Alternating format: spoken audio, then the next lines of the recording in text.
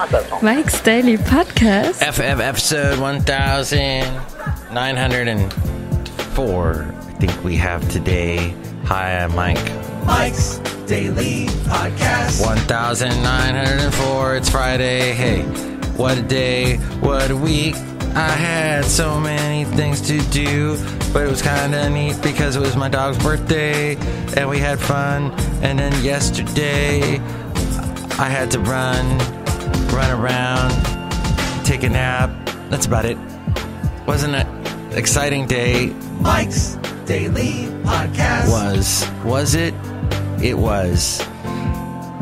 The podcast picture yesterday was Mike's the wonderful Daily sunset Podcast that I saw back in 2016 at Bay Farm Island. I was thinking about 2012, though. That was the year I went to Yosemite, and a bunch of pictures popped up on my Google Photos where I went with my then wife and my cousin Ann Katrine, and it was such a wonderful trip. We did a lot because we wanted to show her. You get all inspired when someone comes to visit and you live in the Bay Area. You want to show them everything. And that's when you finally, because when you live here, you don't do it. That's when you finally get over to Alcatraz. You go explore the Fisherman's Wharf. Then you go over to Yosemite. Maybe you drive down to LA and show them Hollywood. And go to the beach. Santa Cruz. You just do all this stuff. Oh, hey, my lovely lady friend mentioned to me, Mike, you should mention that you have a job opening at your job.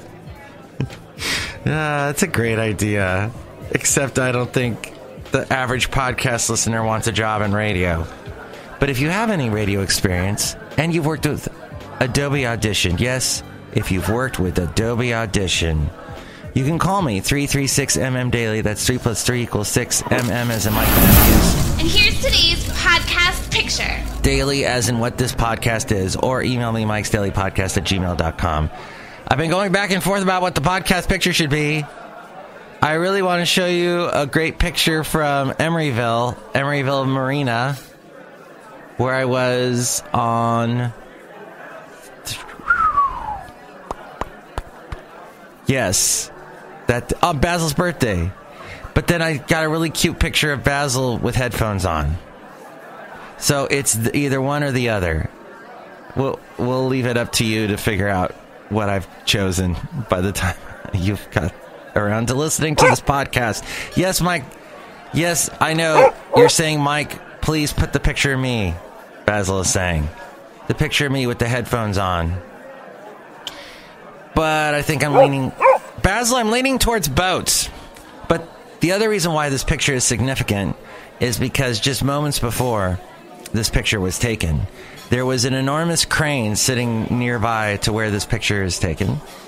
And my dog, Basil the Boxer, who you just heard moments ago, pulled me towards this bird.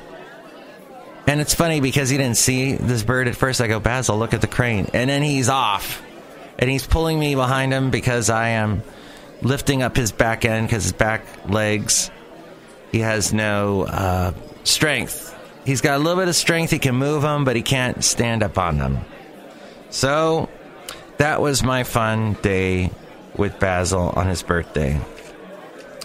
There was so many things yesterday that I heard about stuff like flexitarians. What is a flexitarian? That is someone, I guess, who is what? I gotta look it up, actually, because I can't tell you off the top of my head. It has something to do with people that don't eat meat anymore. Is it a vegetarian? It's a person who has a primarily vegetarian diet, but occasionally eats meat or fish. Think of the people that I knew growing up. You had to be one or the other. You had to be vegetarian and eat no meat whatsoever. And then the vegans came along and they're like, oh no, you vegetarians, you're still eating a lot of animal stuff, yet you don't know it. And then there was the Ova one. and the fish one, and the other. Yeah, there are all these different things.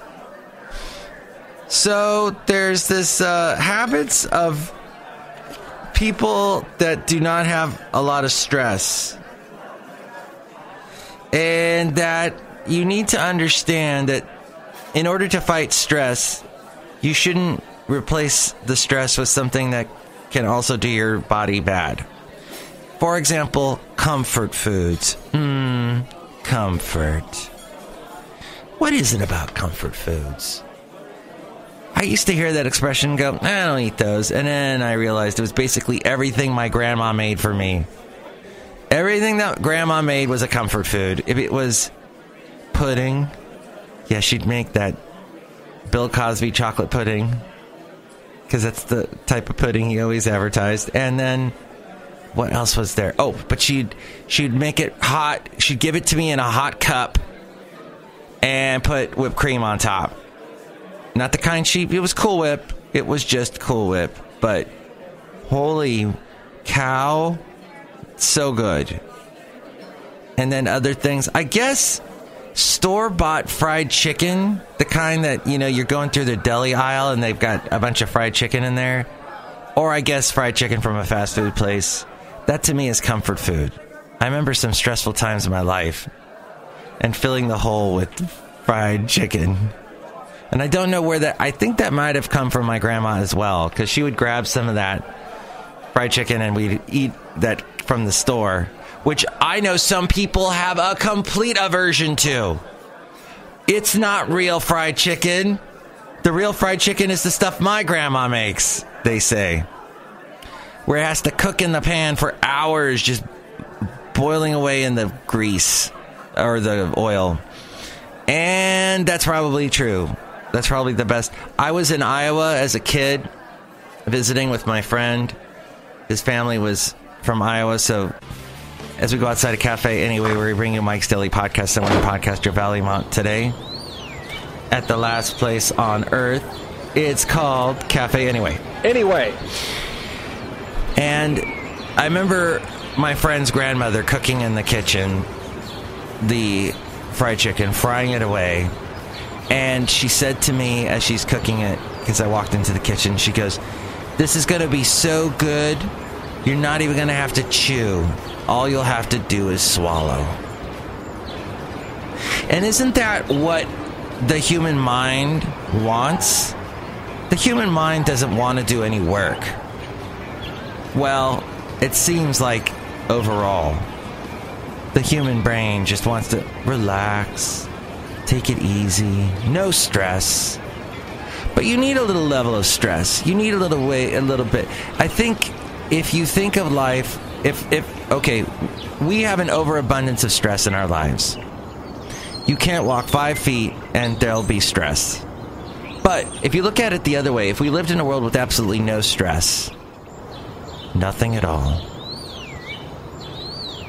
it would get so boring. We would just be, what do I do today? There's nothing interesting happening. It's so boring.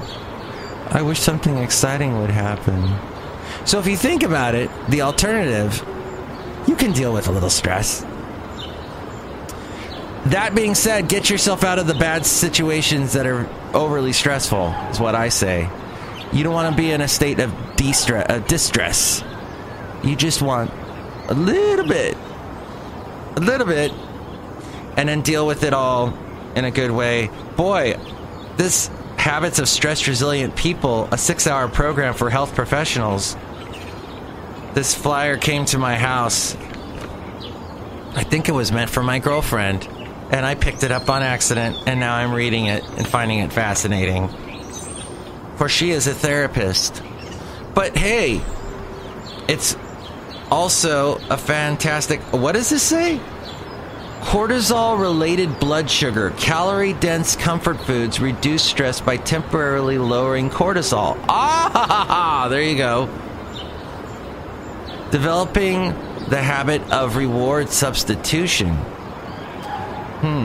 Delaying gratification by engaging the slower wisdom of the prefrontal cortex. Now, that's way beyond me. Maybe I should take this freaking seminar and then I would be able to tell you, but that's the thing we need to know about, is what makes us happy. Is it this podcast? Well, if it's this podcast, then that's good. It's good for me that you're listening to me. But am I wasting your time? Here we are, 11 minutes in or so? Is that wasting your time listening to me, or is this comfort food for you? Has this relaxed your brain, or enlivened it in some way, or perturbed you? I don't know. 336MM Daily, if you want to let me know, and that's fine. But the thing is that we have to deal with stress in our lives, and it's good to find ways where we're not using comfort food and putting all those high-calorie foods into our bodies, and thus getting overweight, thus getting diabetes, and thus getting even more stressed. Breathing techniques, excellent. Make sure you stay hydrated, drink lots of water. Don't go for the alcohol. Alcohol dehydrates you. Alcohol gets you into even worse stressful situations, i.e. DUI. The rest of this podcast will be done in letters. OMG. OMD if you leave. Hey, I think we're going to wrap up the show, because if you have any other suggestions is what we'll throw it to you. If you have any other ways to deal with stress, how do you do it? 336MM Daily. Or you can email me, MikesDailyPodcast@gmail.com, or you can go to any of the social media. I am, of course, at MikesDailyPodcast.com, but I'm also on Instagram and all the other places, Facebook, and other things, Tumblr, etc. And you can comment there. Okay, look who's here. Hello, Michael Mashu, it's Madame Rootabega. Und the way that I deal with stress is by laughing.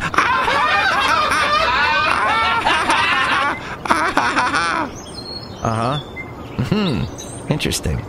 Look, that's a good way, actually. After a stressful day, I used to watch Comedy Central. Now Comedy Central is stupid comedy. Frat humor, and I'm not into it. Oh, look who else is here. Hello there, Mike. This is Valentino, the parking attendant. And this is Bison Bentley. Do you know that?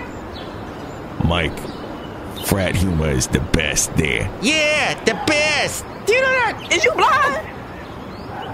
Well, I like a little music to calm me down. Especially by a wandering mariachi band. Thank you. All right, next show it'll be the wonderful Chely Shoehart, Floyd the Floorman, and John Deere the engineer. I had a blast. I hope you did too.